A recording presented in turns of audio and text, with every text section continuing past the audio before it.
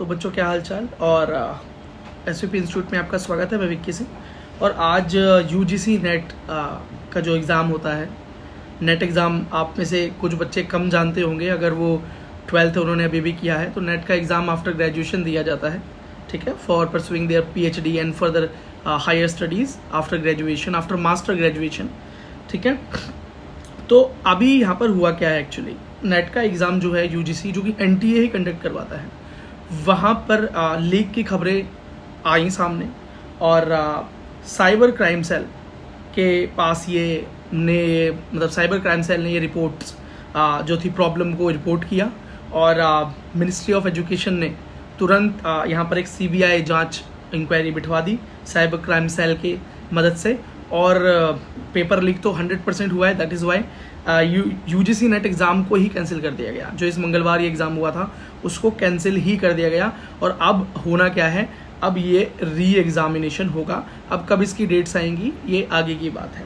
तो अब नीट वाले बच्चों के लिए यहाँ पर क्या बात है, क्यों ये खबर उनके लिए ज़रूरी है, ये ज़रा सुन लीजिए कि क्या नीट का एग्ज़ाम दोबारा से कंडक्ट होगा, क्या री नीट होगा, जैसे कि दोबारा से नेट का एग्ज़ाम हो रहा है।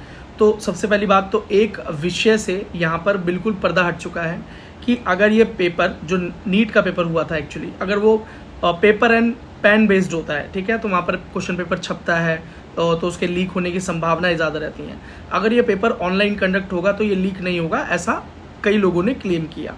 लेकिन आज जो ये नीट का पेपर, ये नेट का पेपर, जो UGC नेट का पेपर लीक हुआ है, ये ऑनलाइन नहीं होता है, ठीक है। और इसको साइबर क्राइम सेल ने रिपोर्ट किया है। इसका मतलब ऑनलाइन टेस्ट में भी चीटिंग हो रही है, ठीक है।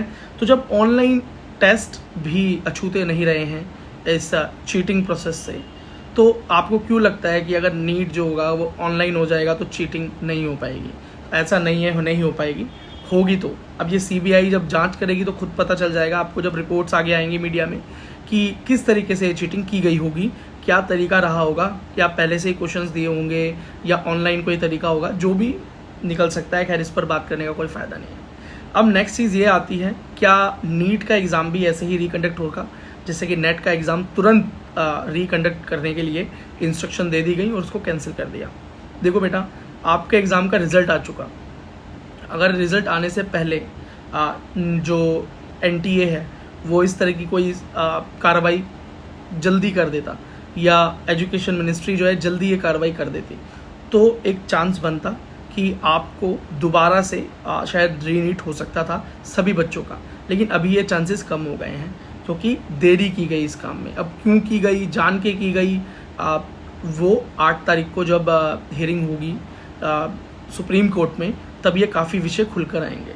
और ये चीज़ें भी आगे संदर्भ में आपके रहनी चाहिए कि नीट एग्ज़ाम में आगे अगर ये ऑनलाइन हो जाता है तो उसमें चीटिंग नहीं होगी की संभावनाएं भी ना के बराबर है। इसका मतलब अभी भी कुछ लोग चीटिंग करने में सक्षम हैं ऑनलाइन एग्ज़ाम्स में भी। अब रीनीट के चांसेस थोड़े कम इस वजह से भी हैं, जो मैंने आपको एक वजह बताई। दूसरा कि काउंसलिंग पर रोक नहीं लगाई गई अभी भी।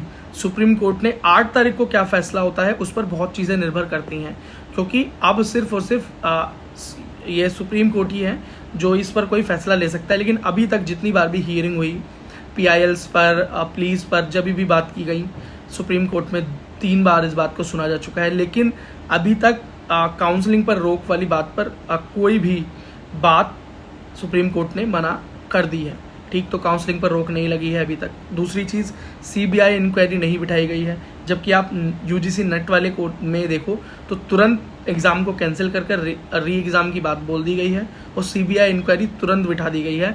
लेकिन नीट के एग्ज़ाम में इस तरह की कोई भी बात अभी तक तो नहीं हुई है, जो कि री नीट की संभावनाओं को कम करती है। अब एक नॉर्मल सी बात कर लेते हैं। कई बच्चे ऐसे हैं जो री नीट चाहते हैं, ठीक। अब उनकी अपनी कुछ वजह है, मैं ये नहीं बोलूँगा कि वो पढ़ने में अच्छे नहीं हैं इसलिए मांग रहे हैं, क्योंकि कई बच्चे ऐसे हैं जिनके 600 मार्क्स भी हैं फिर भी वो रीनीट की बात पे एग्री कर रहे हैं। और कुछ ज़्यादातर बच्चे ऐसे हैं जिनके नंबर कम है, वो रीनीट चाहते हैं। कुछ बच्चे ऐसे हैं जो रीनीट नहीं चाहते क्योंकि उनको लगता है कि वो दोबारा से प्रिपेयर करके साल भर, 2 साल, 3 साल जितना भी उन्होंने प्रिपेयर किया, उसके बाद उन्होंने एग्ज़ाम दिया और जो भी नंबर उनके आए, अब वो उतनी सारी मेहनत, इतनी रिवीजन कुछ महीनों में जो भी टाइम मिलेगा, क्योंकि ज़्यादा तो नहीं मिल पाएगा अगर फिर भी रीनीट हुआ तो तो इतनी मेहनत वो एक साथ नहीं कर पाएंगे, और जितने स्ट्रेस से वो इस टाइम गुजर रहे हैं हो सकता है कि उनकी परफॉर्मेंस इतनी अच्छी ना हो पाए। तो इसीलिए भी वो रीनीट नहीं चाहते हैं। ठीक है, तो अगर सुप्रीम कोर्ट रीनीट का आदेश दे देता है तो ये आधे लोगों के लिए तो इंसाफ होगा, पर आधों के लिए इंसाफ नहीं होगा। और अगर रीनीट का फैसला नहीं देता है और बस इस धांधली जो चीटिंग हुई है इस चीज़ को पकड़ने में लगते हैं, तो फिर ये आधे लोग फिर जो रीनीट वाले हैं उनके लिए इंसाफ नहीं होगा।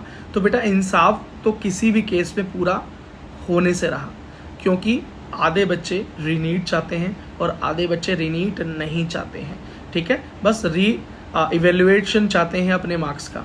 तो बेटा ये मतलब कोई टीचर रीनीट के लिए बोल रहा है तो कुछ लोग उसकी सपोर्ट में, कुछ बच्चे उसके सपोर्ट में, उसकी कुछ अपोजिशन में हैं।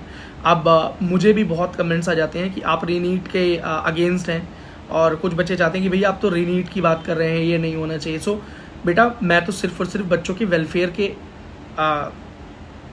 साथ में हूँ। जिस चीज़ से बच्चों का भला होगा वो बेस्ट टू बेस्ट जानता है सुप्रीम कोर्ट, और उस पर हमको बिल्कुल भरोसा करना पड़ेगा। जो भी वो फैसला लेगा हमें उस पर भरोसा करना पड़ेगा और मानना पड़ेगा कि वो हमारे भविष्य के लिए ठीक है, बिकॉज इसके अलावा हमारे पास कोई ऑप्शन नहीं है या हमारी मर्जी चलने वाली नहीं है।